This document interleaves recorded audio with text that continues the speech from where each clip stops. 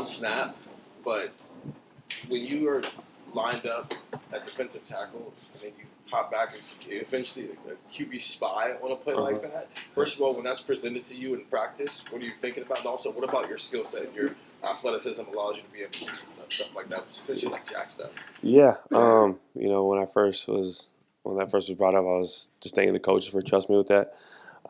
Quarterback spy is not an easy role, and it was fun, and I gave credit to Cody and them because I was like, man, first time open field tackling, that's a different world, from playing defensive end and going to that job. But I think it speaks volume how the coaches think of my athletic ability, and I just continue to trust them with whatever they bring to the table. Stefan Kreisny, Cleveland.com. Coach Day has talked about, the best players need to step up in the biggest games. This stretch of Indiana, Michigan, Tennessee, and now going into Oregon, you and Jack have been probably playing your best football this season, I guess. Mm-hmm. How much do you guys communicate about that, about really needing to step up when these games kind of heighten, and how much, as a veteran, do you kind of understand that?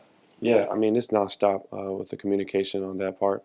I think we also understand that it takes everybody. It takes everybody in this Woody to get the things that we need to get done.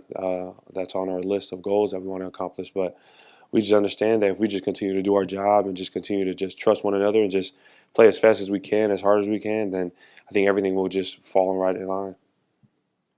Dan Hope, 11 Warriors. JT, you guys didn't get any sacks the first time against Oregon. What do you look at as you need to do better the second time around to make that happen? Yeah, I think we just got to play as a collective four and just understand that, their offense is an explosive offense. They're a talented offense. We understand that we need to clean things up from the first game, from the first time we met.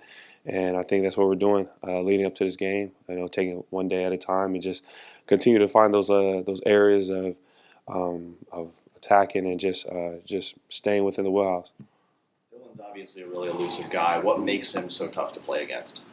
He's very wise. He's been in the game and he knows what to do. He's a very talented quarterback, a left-handed quarterback, and he's very smart. He doesn't really take too many chances. He knows what he wants to do, and he goes through his reads really well. So that's a very talented quarterback, and he's having a very talented year. Austin Ward, the podcast. JT, when you, think back to those 2 weeks, you had the off week after Oregon the first time around, and off a game where you guys didn't get pressures, didn't get sacks.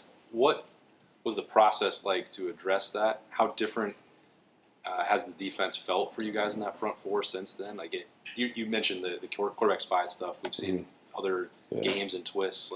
It seems from the outside like it was pretty extensive, some of the changes that were made. What was it like in that room for those 2 weeks as you guys sort of changed over maybe some philosophies? Yeah, I think it's just keep everything simple, trusting the guys, and I think we have so much trust in the coaches that they're gonna make the right the changes for us to be in the best position possible, and I think they did just that. And I think for us, we just had to go out there and just accomplish the plan, and whatever play was called, whatever it may be, just go out there and execute it. One thing we've been preaching is execution is really the motive. Anything can be called, but as long as everybody's mindset has one mentality, which is just go get it and make sure there's no yard gain. I think that changes the mindset of everybody on the Silver Bullet defense. Did they feel like big changes to you all as they were ongoing, or?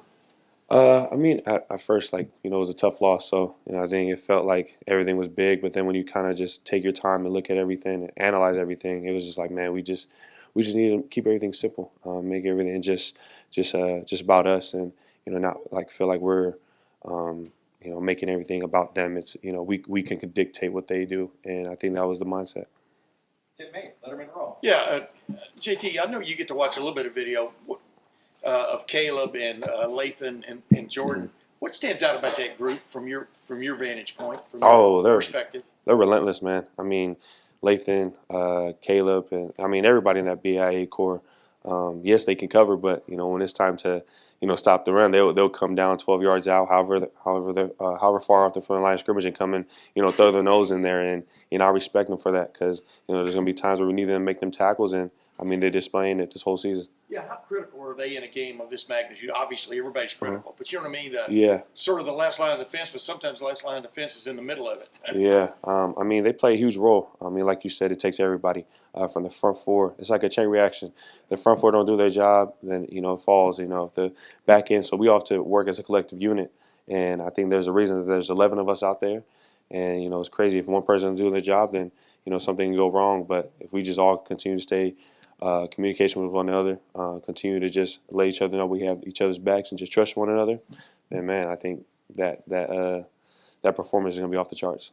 Over to the right, Kellyanne Stitz, WSYX. JT, how would you describe the mentality of the defense right now, getting this opportunity for a rematch with Oregon? Yeah, hungry and thankful. I mean, we know how the last time went. We had a chip on our shoulder. I mean, we were riding high before that game, and we took that loss, and we came back, had to make a couple changes. But I think we understand everything's at stake right now. Just fighting to wear another Ohio State jersey for the next game. That's what's on stake, and just to be able to represent this state and this team. I mean, we understand what's on the line, and we're just hungry and blessed that we get this opportunity to play in the Rose Bowl. Right behind her, Adam King, WBMS. What do you remember most about walking off the field in Eugene? What was kind of going through your mind in that moment? There was I don't think anybody imagined us losing. I didn't, that's for sure. And I think after that, it was kind of hit deep, understanding that, man, there's still a lot of ball left to be played. I mean, you can let it sting for a little bit, but, if you let it carry over too long, then, there it goes. There goes your whole season. But I think we did a great job of just understanding, coming together in this room right here, not being afraid to display or hold accountability for one another.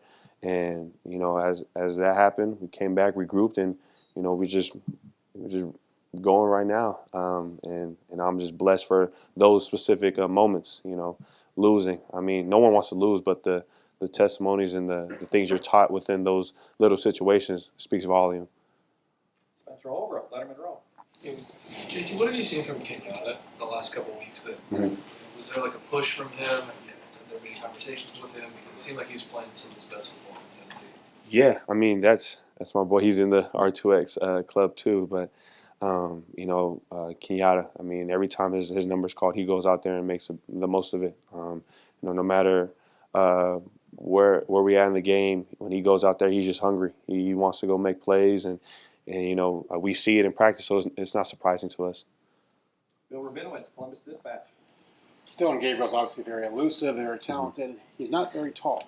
How important could it be to just kind of stay in your pass rush lanes and deflect a lot of balls and kind of make a difference that way? Yeah, I think it just comes on being disciplined, knowing who you're playing against. Like you said, Dylan, he's short, but he's very elusive. I mean, he is making throws. I mean, he can get out the pocket. He can do everything. So I think for us, we just got to stay disciplined and just continue to just meet with Coach Jay, meet with Coach Knowles, and understand how we can just eliminate that.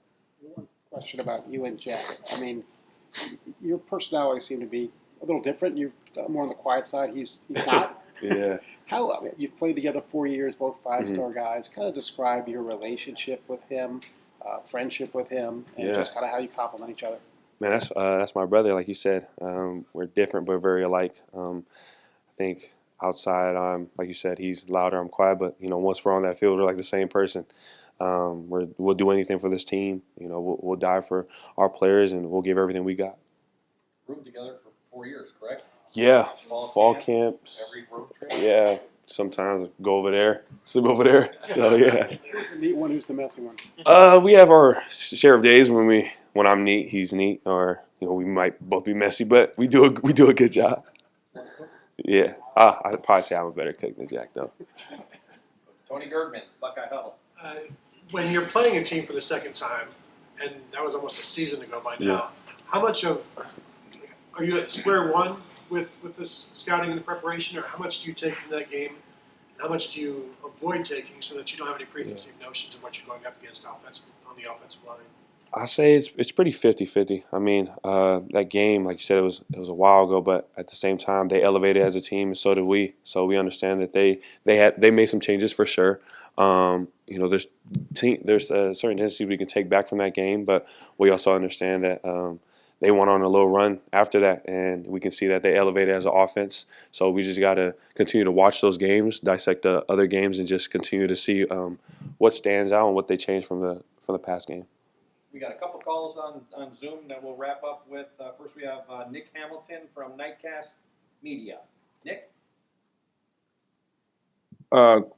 Just wanted to ask you basically about the synergy of this defense and how you guys were able to not only celebrate the triumphs but get through the adversity, be able to be this top-notch defense that you are in college football today. Can you repeat the question one more time? Yeah, no problem. Wanted to ask you about the synergy you all were able to develop over the course of the season, obviously celebrating the triumphs, but also getting through the adversities to where you all are the top-notch defense that you all are today. Yeah, I mean, like you said, we went through a lot of triumphs and trials, but there's a lot of things we can take away from all the wins and losses, and from those wins, we understood that hey, we can be the best defense in the country, and from those losses, we understand that there's still things that need to be fixed, and I think when you take all that in at once, it comes down to the common goal or the common topic, which is there's always learning points everywhere. And depending how we dissect those games or how we just continue to come as one and elevate, we continue to just collect all those learning points and just continue to grow from them. And one final question. Joey Kaufman, Columbus Dispatch. Joey? JT, what have you guys done better especially in the Tennessee game and just late in the season? You think about turning some of the pressures that you've got on the quarterbacks into sacks and getting home in some of those situations?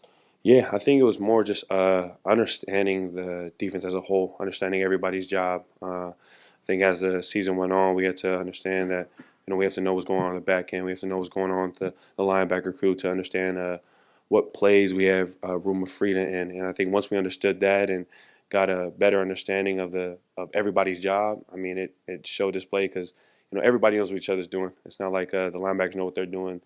And the corners and BI, they know only their job. I think we all know each other's job, and we continue to ask each other questions on, if they're blitzing, how they can get to the quarterback. And, if I'm dropping and playing quarterback spot, I can ask Cody on how to open field tackle. So, we just kind of lean on each other's understanding because, like I said, like Denzel knows how to play corner better than I know how to play corner. So, he has more wisdom at that position than I do. JT, thank you very much. Thank you.